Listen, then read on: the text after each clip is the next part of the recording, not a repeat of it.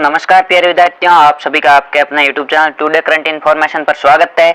आज के इस सेशन में हम कक्षा 12 भूगोल के अति महत्वपूर्ण प्रश्नों की सीरीज देखेंगे जो आपके चेकआउट मिशन पीडीएफ है। उसमें से आपके जो अति महत्वपूर्ण प्रश्न है वो परीक्षा में पूछे जाएंगे। इसमें आपके अध्यायवार अति महत्वपूर्ण प्रश्न दिए गए जो ब्लूप्रिंट के आधार पर है। जिस इकाई से आपके जितने नंबर के प्रश्न पूछे जाएंगे उसी आधार पर हमें वो हल करेंगे। चलिए बिना देरी के अपना सेशन शुरू करते हैं। आपके जो पहला चैप्टर है वो मानव भूगोल, प्रकृति और विशेष क्षेत्र, इस पार्ट से आपके वो 3 नंबर के प्रश्न पूछे जाएंगे, जिसमें 1.5 नंबर के आधे नंबर वाले और 1.5 नंबर का है वो लघुत्तरात्मक प्रश्न पूछे जाएंगे। यानी इसमें से आपके छोटे प्रश्न अधिक पूछे जाएंगे, बड़ा प्रश्न है वो नहीं पूछा जाएगा। 1.5 नंबर का पूछा जाएगा जिसका उत्तर आपको 2 से 3 लाइन में देने, जो अधिकतर परिभाषा में पूछा जाता है।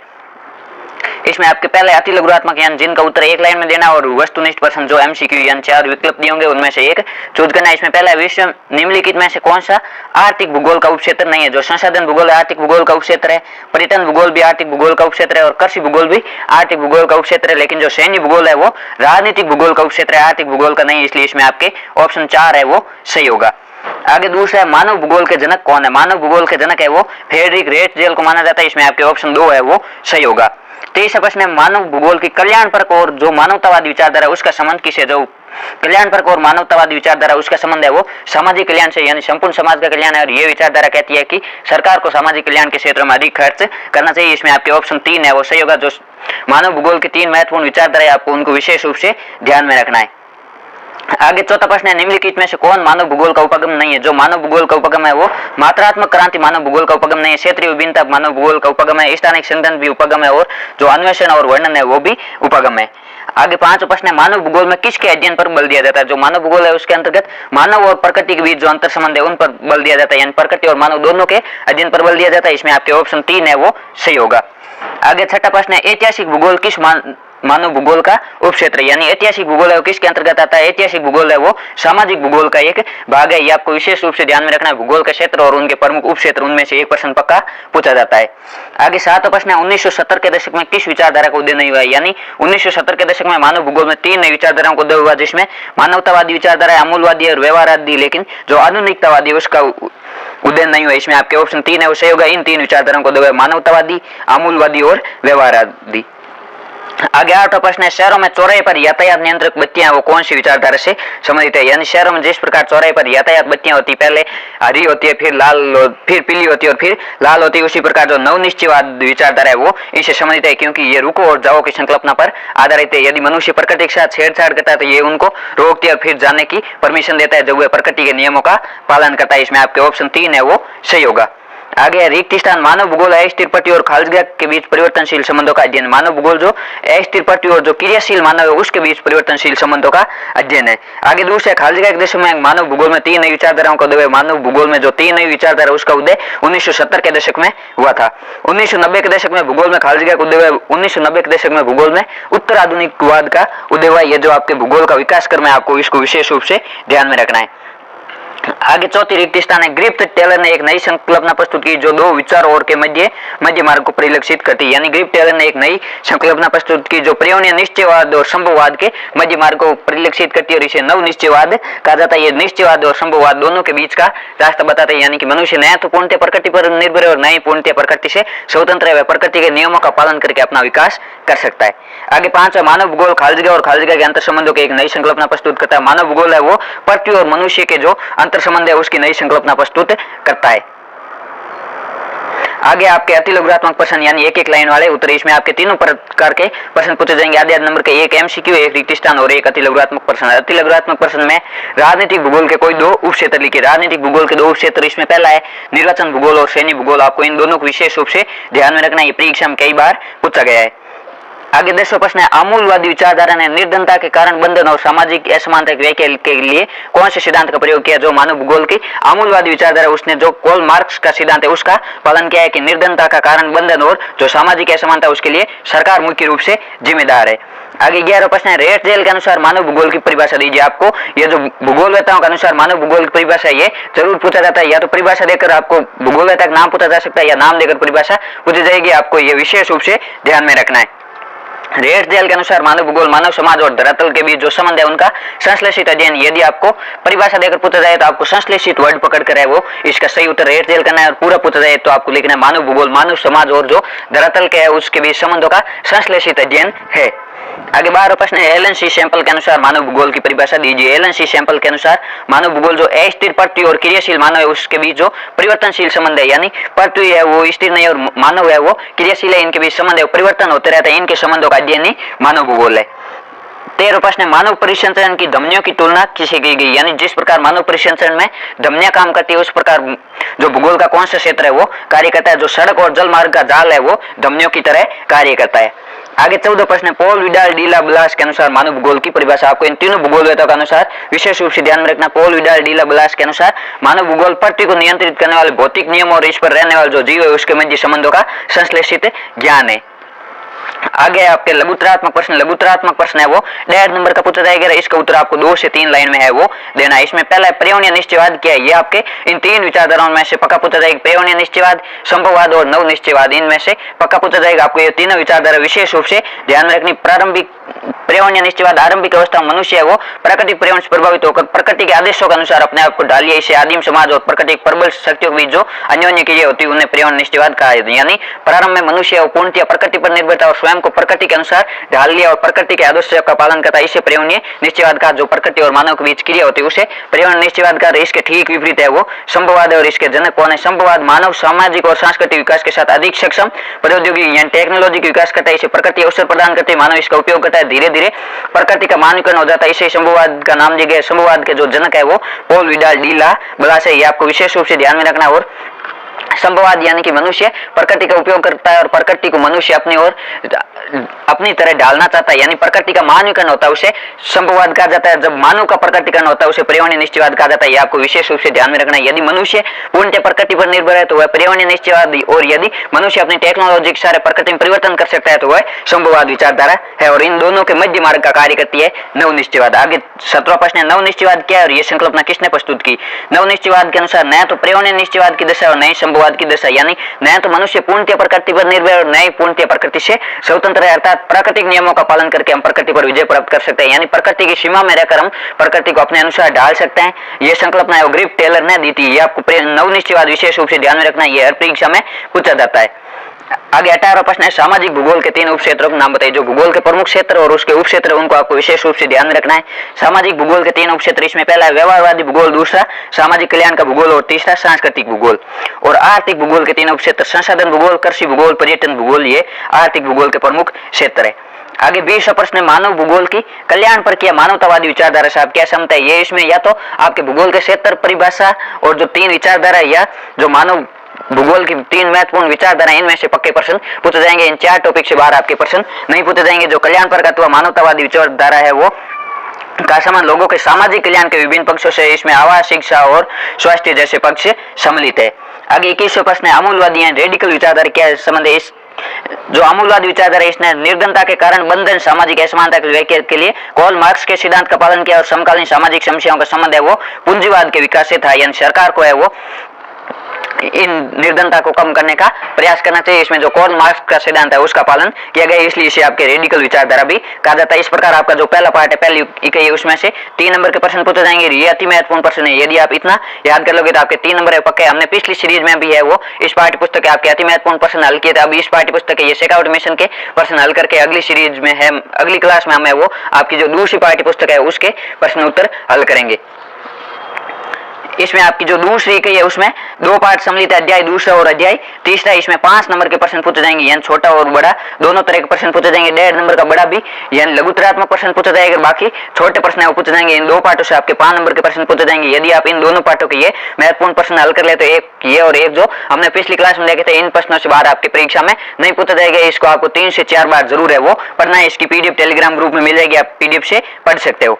इसमें पहला, एशिया में बहुत अधिक स्थानों पर कम लोग और कम स्थानों पर बहुत अधिक लोग रहते हैं। ये टिप्पणी किसने की, यानी एशिया में बहुत अधिक ऐसे स्थान पर है जहां पर बहुत कम लोग रहते हैं और ऐसे कम स्थान है जहां पर बहुत अधिक लोग रहते हैं। ये टिप्पणी है वो जॉर्ज बी क्रेसी ने की थी, यानी कि एशिया की जो दुनिया की 60% जनसंख्या है वो एशिया में निवास करती है, और जो 10 सघन देश है वो इनमें से अधिकतर एशिया महाद्वीप में स्थित है। इसलिए इन्होंने कहा कि एशिया में जो जनसंख्या वितरण है असमान है, कम स्थानों पर बहुत अधिक लोग रहते हैं और बहुत अधिक स्थानों पर बहुत कम लोग रहते हैं। यह टिप्पणी जॉर्ज बी क्रेसी ने की थी। आगे दूसरा प्रश्न है, निम्नलिखित में से किस महाद्वीप में जनसंख्या वृद्धि सर्वाधिक है? जो जनसंख्या वृद्धि है वो सर्वाधिक अफ्रीका में, और आपसे ये पूछा जाए जनसंख्या घनत्व सर्वाधिक कहाँ है? जनसंख्या घनत्व सर्वाधिक एशिया में और वृद्धि है वो अफ्रीका में। आपको ये विशेष रूप से ध्यान में रखना है। तीसरा प्रश्न है, निम्नलिखित में से विरल जनसंख्या वाला क्षेत्र नहीं है, यानी सघन जनसंख्या वाला क्षेत्र कौन सा है? जो दक्षिण पूर्वी एशिया वो सघन जनसंख्या वाला क्षेत्र है, और अट्टाकामा भूमध्य रेखा क्षेत्र और ध्रुवीय क्षेत्र ये विरल जनसंख्या वाला क्षेत्र है, यहाँ पर जनसंख्या कम पाई जाती है। आगे आपके चौथा प्रश्न है, उद्योगों की उपस्थिति के आधार पर विश्व का कौन सा प्रदेश है वो सघन है? यानी उद्योगों के आधार पर जो जापान का कोबे और आसा का प्रदेश है वो सघन है, या उद्योगों के कारण लोग अधिक संख्या में बसे हैं। पांचवा प्रश्न है, विश्व की 90% जनसंख्या कितने प्रतिशत स्थल भाग पर निवास करती है? जो विश्व की 90% जनसंख्या है वो केवल 10% भाग पर निवास करती है, यानी कुछ स्थानों पर बहुत अधिक लोग रहते हैं। आगे छठा प्रश्न है, विश्व में सर्वाधिक जनसंख्या घनत्व वाला देश कौन सा है? विश्व में जो सर्वाधिक जनसंख्या घनत्व वाला देश है वो चीन है, और सर्वाधिक जनसंख्या घनत्व वाला देश सिंगापुर है, और सर्वाधिक जनसंख्या वाला देश चीन है, और जनसंख्या की दृष्टि से भारत का है वो दूसरा स्थान है। यह जनसंख्या घनत्व में सिंगापुर है, ये आपको विशेष रूप से ध्यान में रखना है। आगे सातवां प्रश्न है, प्रवास को प्रभावित करने वाला प्रतिकर्ष कारक कौन सा है? जो प्रतिकर्ष कारक यानी लोगों को अपना निवास स्थान छोड़ने को विवश करता है और अन्य स्थान पर बसने के लिए प्रेरित करता है। जो प्रतिकर्ष कारक है वो प्राकृतिक विपदाएं के कारण भी लोग अपना स्थान छोड़ते हैं, प्रतिकूल जलवायु के कारण भी अपना स्थान छोड़ते हैं, और बेरोजगारी, ये सभी है वो प्रतिकर्ष कारक है। जो प्रवास के प्रतिकर्ष और अपकर्ष कारक है आपको उनको विशेष रूप से ध्यान में रखना है। आगे आठवां प्रश्न है, प्रवास को प्रभावित करने वाला अपकर्ष कारक कौन सा है? यानी ऐसा कौन सा कारक है जिसके कारण लोग वहां पर बसना पसंद करते हैं? काम के बेहतर अवसर, जहाँ अच्छा रोजगार उपलब्ध होगा वहां लोग अधिक रहेंगे, जहाँ रहन सहन की अच्छी दशा होगी वहां लोग अधिक रहेंगे, और जीवन और संपत्ति की सुरक्षा अधिक होगी वहां पर लोग अधिक रहेंगे। ये तीनों ही आपके प्रवास के अपकर्ष कारक है, आपको इनको विशेष रूप से ध्यान में रखना है। इनमें अंतर भी पूछा जा सकता है, और छोटे प्रश्नों में इस प्रकार अभिषेध में भी पूछा जा सकता है। आगे नौवां प्रश्न है, जनसंख्या वितरण को प्रभावित करने वाला आर्थिक कारक कौन सा है? जो जनसंख्या वितरण को प्रभावित करने वाला आर्थिक कारक में खनिज भी आर्थिक कारक है, क्योंकि इससे धन की प्राप्ति होती है। नगरीकरण भी आर्थिक कारक है, और औद्योगिकरण भी आर्थिक कारक है। जो आपके जनसंख्या वितरण को प्रभावित करने वाला आर्थिक, भौगोलिक, सांस्कृतिक कारक है, इनको आपको विशेष रूप से ध्यान में रखना है। ये तीनों ही आर्थिक कारक है, इसलिए इसमें आपके ऑप्शन 4 है वो सही होगा। आगे 10वां प्रश्न है, एशिया महाद्वीप में विश्व की कितनी प्रतिशत जनसंख्या निवास करती है? एशिया महाद्वीप में है वो एशिया महाद्वीप में विश्व की 60% जनसंख्या निवास करती है। आगे 11वां प्रश्न है, निम्नलिखित में से कौन सा प्रतिकर्ष कारक नहीं है? यानी कौन सा अपकर्ष कारक है? जो जल अभाव है वो प्रतिकर्ष कारक है, यानी जल की कमी, बेरोजगारी भी प्रतिकर्ष कारक है, और महामारी भी प्रतिकर्ष कारक है। लेकिन चिकित्सकीय या शैक्षणिक सुविधाएं, जहाँ अच्छे हॉस्पिटल की सुविधा होगी, जहाँ अच्छे स्कूल होंगे वहां पर लोग अधिक बसेंगे, ये प्रवास का अपकर्ष कारक है, प्रतिकर्ष कारक नहीं है, इसलिए इसमें आपके ऑप्शन 3 है वो सही होगा। आगे 12वां प्रश्न है, खनिज की उपस्थिति के कारण विश्व कौन सा क्षेत्र है वो सघन बसा हुआ? यानी ऐसा कौन सा क्षेत्र है जो खनिजों के कारण सघन जनसंख्या निवास करती है? जो अफ्रीका का कटंगा और जाइबे क्षेत्र है वो खनिज के कारण सघन रूप से बसा हुआ है। जो जापान का कोबे ओसा का क्षेत्र है वो उद्योगों के कारण सघन बसा हुआ है। आगे इस पाठ से आपके रिक्त स्थान, इसमें से रिक्त स्थान भी पूछे जाएंगे। इसमें है भारत की वार्षिक जनसंख्या वृद्धि दर है वो 1.64% है, ये आपको विशेष रूप से ध्यान में रखना है। भारत की वार्षिक जनसंख्या वृद्धि दर है वो 1.64% है। और अगली 14वीं खाली जगह है, जननांगीय संक्रमण सिद्धांत की कौन सी अवस्था में उच्च प्रजननशीलता और उच्च मृत्युता होती है? यानी जननांगीय संक्रमण की जो 3 अवस्था उसमें से किस अवस्था में जन्म दर भी उच्च होती है और मृत्यु दर भी उच्च होती है? जो प्रथम अवस्था उसमें जन्म दर भी उच्च होती है और मृत्यु दर भी उच्च होती है। द्वितीय अवस्था उसमें जन्म दर उच्च होती है लेकिन मृत्यु दर निम्न होती है, और जो तृतीय अवस्था उसमें जन्म दर और मृत्यु दर दोनों निम्न होती है। आगे 15 प्रश्न है, जनसंख्या वृद्धि को खालिज में व्यक्त किया जाता है, यानी जनसंख्या वृद्धि को किसके द्वारा प्रदर्शित किया जाता है? जनसंख्या वृद्धि को प्रतिशत में व्यक्त किया जाता है, ये आपको विशेष रूप से ध्यान में रखना है, ये परीक्षाओं में कई बार पूछा गया। आगे 16 प्रश्न है, विश्व में सर्वाधिक जनसंख्या वाला देश कौन सा है? विश्व में सर्वाधिक जनसंख्या वाला देश चीन है, सर्वाधिक जनसंख्या घनत्व वाला देश सिंगापुर है, और सर्वाधिक जनसंख्या की दृष्टि से दूसरा सबसे बड़ा देश है वो भारत है। 17 प्रश्न है, जनसंख्या परिवर्तन धनात्मक एवं खालिजगा होता है? जो जनसंख्या परिवर्तन या जनसंख्या वृद्धि है वो 2 प्रकार की होती है, धनात्मक वृद्धि और ऋणात्मक वृद्धि। 18 प्रश्न है, एशिया का जनसंख्या घनत्व कितना? एशिया का जनसंख्या घनत्व 146 व्यक्ति प्रति वर्ग किलोमीटर। ये आपके पाठ्य पुस्तक से बाहर है, पूछा भी जा सकता है या नहीं भी पूछा जा सकता है, लेकिन जो आपके पाठ्य पुस्तक में फैक्ट है उनको आपको विशेष रूप से ध्यान में रखना है। आगे 19वां प्रश्न है, विश्व की कुल जनसंख्या में भारत का कौन सा स्थान है? यानी जनसंख्या की दृष्टि से भारत का विश्व में दूसरा स्थान है, और क्षेत्रफल की दृष्टि से 7वां स्थान है, ये आपको विशेष रूप से ध्यान में रखना है। आगे 20वां प्रश्न है, भूमध्य सागरीय प्रदेश खालिजगा के कारण इतिहास के आरंभिक कालों में बसे हुए। जो भूमध्य सागरीय प्रदेश है वो सुखद जलवायु के कारण इतिहास के आरंभिक कालों में बसे हुए, यानी यहाँ लंबे समय से अनुकूल जलवायु रही, इसके कारण यहाँ मानव अर्थव्यवस्था का है वो अधिक विकास हुआ और यहाँ पर लोग है वो अधिक संख्या में बसे हैं। आगे 21वां प्रश्न है, प्रवासी जो किसी नए स्थान पर जाते हैं उन्हें अप्रवासी कहा जाता है, जो अपना स्थान छोड़ते हैं उन्हें उच्च प्रवासी कहा जाता है। ये आपको विशेष रूप से ध्यान में रखना है, जो प्रवासियों के दोनों प्रकार है इनसे भी प्रश्न है वो पूछा जाता है। आगे अति लघुत्मक प्रश्न है, इसमें पहला है, अफ्रीका की कटंगा जाम्बिया पेटी का जनसंख्या घनत्व सघन क्यों है, यानी जो अफ्रीका का कंटगा और जाम्बिया तांबा पेटी है उस क्षेत्र का जनसंख्या घनत्व है वो तांबा खनन से उत्पन्न रोजगार के कारण है, क्योंकि तांबा खनन से लोगों को रोजगार मिलता है इसलिए वहां पर लोग अधिक निवास करते हैं। आगे दूसरा क्वेश्चन है, जनसंख्या वृद्धि किसे कहा जाता है, किसी निश्चित क्षेत्र में निश्चित अवधि के दौरान जो बसे हुए लोगों की संख्या में होने वाले परिवर्तन को जनसंख्या वृद्धि कहा जाता है। ये आपको विशेष रूप से ध्यान में रखना है, यानी क्षेत्र एवं निश्चित होना चाहिए, जो निश्चित समावधि उसमें लोगों की संख्या में क्या परिवर्तन होता है, संख्या बढ़ती है घटती है, उसे जनसंख्या वृद्धि कहा जाता है। जनसंख्या की वास्तविक वृद्धि क्या है, जनसंख्या की वास्तविक वृद्धि होगी जन्म माइनस मृत्यु, यानी जितने लोगों ने जन्म लिया उनमें से जितने लोगों का मृत्यु हुआ उनको निकालकर फिर आप्रवास माइनस उत्प्रवास, यानी यहाँ पर कितने लोग नए आकर बसे उनमें से जो यहाँ से छोड़कर जाने वाली संख्या ये निकालकर इन दोनों को जोड़ेंगे तभी जनसंख्या की वास्तविक वृद्धि का पता चलेगा। और जो प्राकृतिक वृद्धि है उसमें केवल जन्म दर में से मृत्यु दर निकाल जाती है, उसमें प्रवास को सम्मिलित नहीं किया जाता है। आगे चौथा प्रश्न है, अप्रवास किसे कहा जाता है, अप्रवास प्रवासी जो किसी नए स्थान पर जाते हैं उन्हें अप्रवासी कहा जाता है, यानी जहाँ जाते हैं वहाँ अप्रवास कहलाते हैं, और जो स्थान छोड़कर जाते हैं या अपना निवास स्थान छोड़ते हैं उन वहाँ उत्प्रवास कहलाते हैं। प्रवासी जो किसी नए स्थान से बाहर चले जाते हैं उन्हें उत्प्रवासी कहा जाता है। आगे छठा प्रश्न है, जापान का कोबे ओसाका प्रदेश है वो सघन बसा हुआ क्यों है, जो जापान का कोबे ओसाका प्रदेश है अनेक उद्योगों की उपस्थिति कारण सघन बसा हुआ है, क्योंकि उद्योगों के कारण लोगों को रोजगार प्राप्त होता है और अन्य सेवाओं में भी रोजगार प्राप्त होता है, इसलिए यहाँ अधिक लोग बसे हुए हैं। आगे सातवां प्रश्न है, जननांग की संक्रमण की प्रथम जो सिद्धांत है उसकी प्रथम अवस्था की दो विशेषता बताएं। जो प्रथम अवस्था उसमें उच्च प्रजननशीलता और उच्च मृत्यता, यानी उच्च जन्म दर और उच्च मृत्यु दर, इसमें जन्म दर भी अधिक होती है और मृत्यु दर भी अधिक होती है, और अधिकांश लोग है वो कृषि कार्य या जो प्राथमिक सेक्टर के कार्य उसमें कार्यरत होते हैं। आठवां प्रश्न है, थॉमस माल्थस का जनसंख्या सिद्धांत क्या है, ये आपको विशेष रूप से ध्यान में रखना है, परीक्षा में पूछा जा सकता है। थॉमस माल्थस ने अपने जनसंख्या सिद्धांत में कहा कि लोगों की संख्या है वो खाद्य आपूर्ति की अपेक्षा तेजी से बढ़ेगी, यानी लोगों की संख्या तेजी से बढ़ेगी, जो खाने वाला अनाज है उसकी संख्या घटेगी, ये थॉमस माल्थस ने जनसंख्या सिद्धांत दिया था। आगे आपके है लघुत्तरात्मक प्रश्न जो 1.5 नंबर का पूछा जाएगा, इसका उत्तर आपको 2 से 3 लाइन में है वो देना है, यानी 30 से 40 वर्ड में इसका उत्तर देना है। इसमें पहला है, जनसंख्या वितरण प्रारूप किया। जनसंख्या वितरण का अर्थ है भूपृष्ठ पर लोग किस प्रकार वितरित है, यानी लोग है वो किस प्रकार बसे हुए हैं। मोटे तौर पर विश्व जनसंख्या 90% है वो इसके 10% स्थल भाग पर निवास करता है, विश्व जनसंख्या वो असमान रूप से वितरित है। आगे दूसरा प्रश्न है, जनसंख्या घनत्व को परिभाषित कीजिए और जनसंख्या घनत्व का सूत्र लिखिए। यह अति महत्वपूर्ण परीक्षा में कई बार पूछा गया। प्रति वर्ग किलोमीटर में रहने वाले लोगों की संख्या को जनसंख्या घनत्व कहा जाता है, या किसी भी स्थान के क्षेत्रफल और उसकी जनसंख्या के मध्य जो संबंध पाया जाता है उसे जनसंख्या घनत्व कहा जाता है। ये आपको विशेष रूप से ध्यान में रखना है। और जनसंख्या घनत्व का सूत्र होगा उस क्षेत्र की कुल जनसंख्या बटा क्षेत्रफल। माना कि किसी क्षेत्र की जनसंख्या है वो 2000 है और उसका क्षेत्रफल है 10 किलोमीटर है, तो उसका आपके जनसंख्या घनत्व आएगा 200 व्यक्ति प्रति वर्ग किलोमीटर। ये आपको जो जनसंख्या घनत्व का मात्रक है वो विशेष रूप से ध्यान में रखना है। व्यक्ति प्रति वर्ग किलोमीटर आपके जो संख्या देख रहे हैं ये भी पूछा जा सकता है कि किसी स्थान की जनसंख्या इतनी और क्षेत्रफल इतना है, तो बताइए इसका जनसंख्या घनत्व कितना होगा, या उसकी परिभाषा और सूत्र भी पूछा जा सकता है।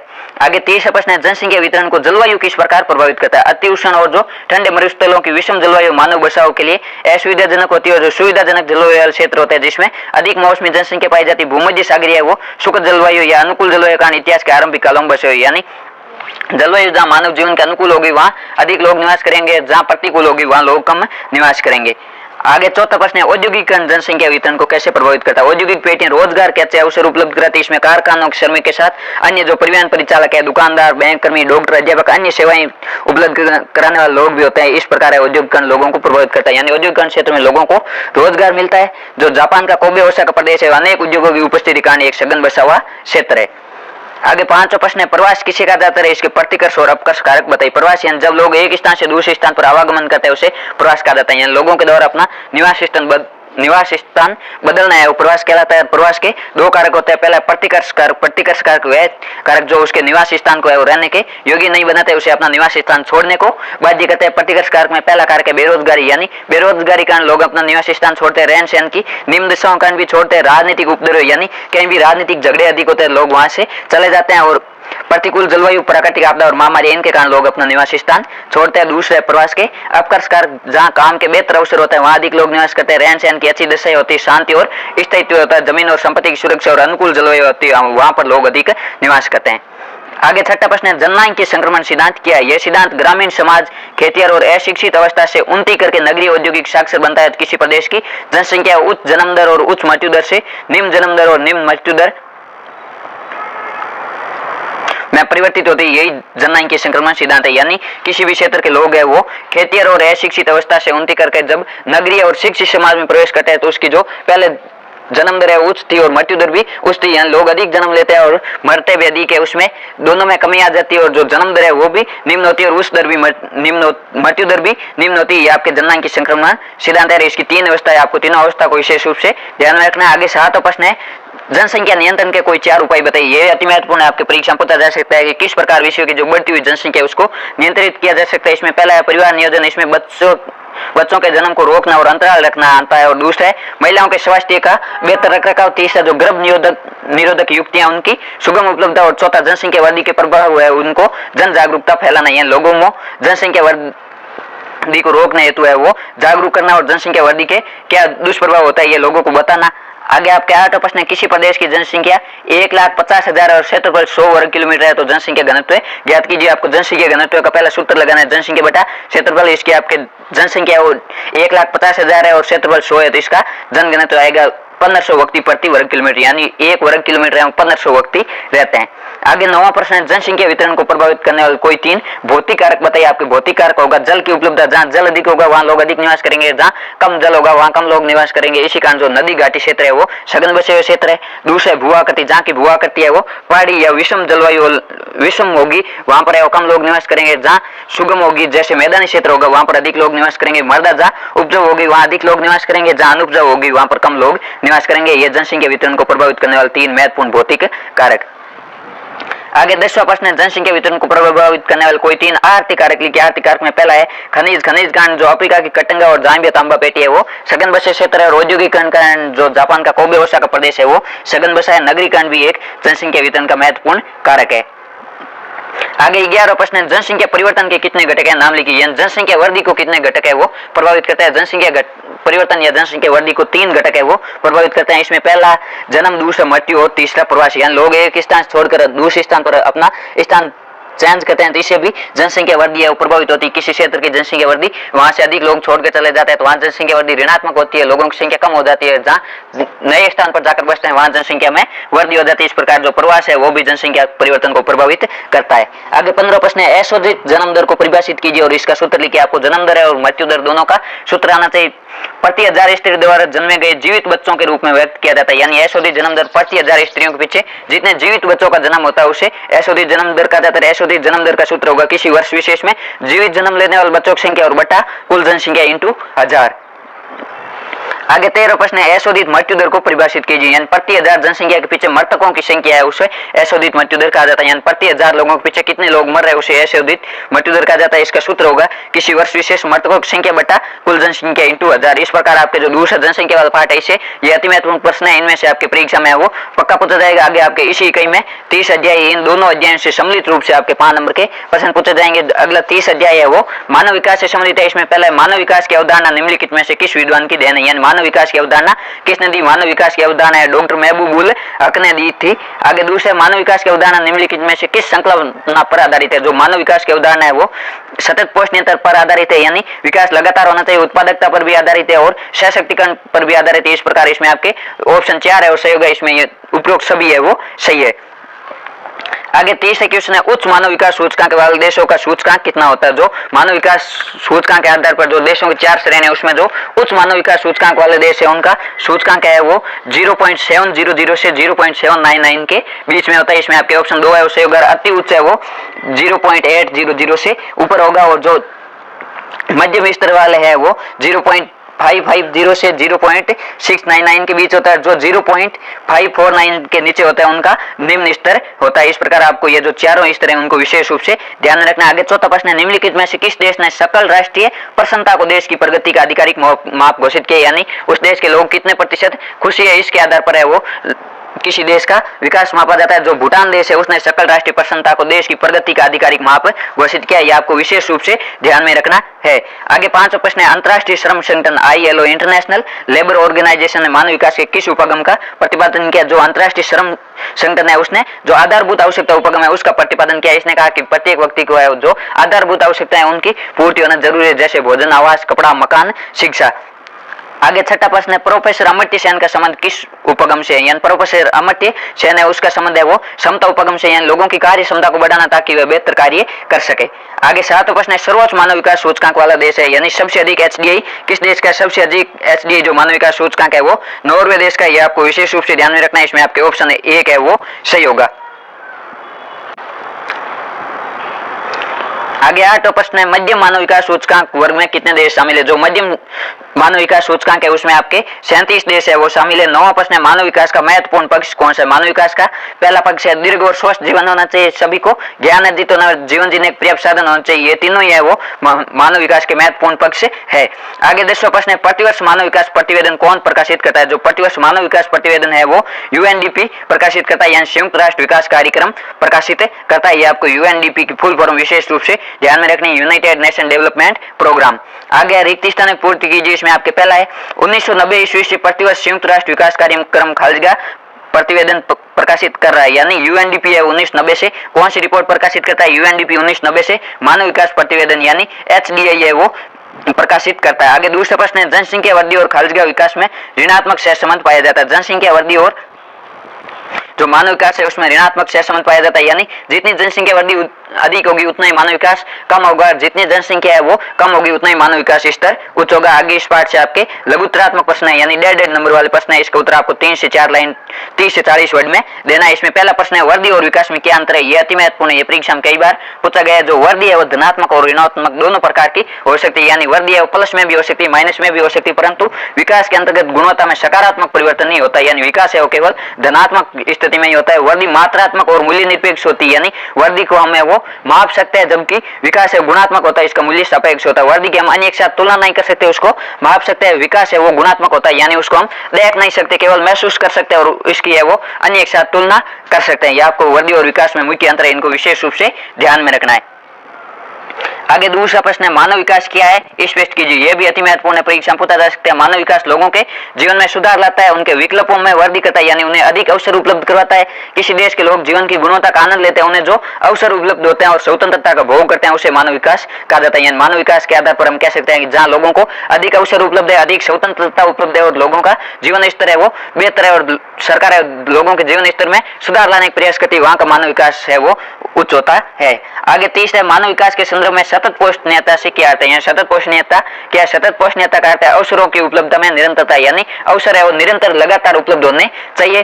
प्रत्येक पीढ़ी को समान अवसर मिले और समस्त पर्यावरणीय, वित्तीय और मानवीय संसाधनों का उपयोग है भविष्य को ध्यान में रखकर करना चाहिए, ताकि आने वाली पीढ़ियों के लिए अवसरों की कमी नहीं हो। यानी जो प्राकृतिक संसाधन है उसका उपयोग इस प्रकार करना चाहिए कि पर्यावरण को हानि भी नहीं और जो आने वाली पीढ़ी है उसके लिए भी बचा दिया जा सके। आगे चौथा प्रश्न है, संयुक्त राष्ट्र विकास कार्यक्रम यानी UNDP ने सर्वप्रथम किस वर्ष मानव विकास रिपोर्ट प्रकाशित की? UNDP ने सबसे पहले HDI रिपोर्ट है वो कब प्रकाशित की? UNDP ने सबसे पहले जो मानव विकास रिपोर्ट है 1990 में प्रकाशित की थी। आगे पांचवा प्रश्न, मानव विकास के कितने स्तंभ है? ये आपको विशेष रूप से ध्यान में रखना है। मानव विकास के 4 स्तंभ है, आपको 4 स्तंभों का नाम और उनकी परिभाषा विशेष रूप से ध्यान में होना चाहिए। इसमें पहला है समता, यानी लोगों को सभी स्तर पर है वो समानता होनी चाहिए, किसी भी प्रकार का भेदभाव नहीं होना चाहिए। दूसरा सतत पोषणीयता, यानी सभी को समान अवसर उपलब्ध होने चाहिए। जो प्राकृतिक संसाधन है उसका उपयोग इस प्रकार करना है कि आने वाली पीढ़ियों के लिए बचा जाए और उत्पादकता, लोगों की कार्य क्षमता को बढ़ाना और सशक्तिकरण, यानी लोगों को इतना सशक्त बनाना कि वे अपने लिए कार्य खुद कर सके और अपने लिए स्वयं के कार्यों का निर्माण कर सके।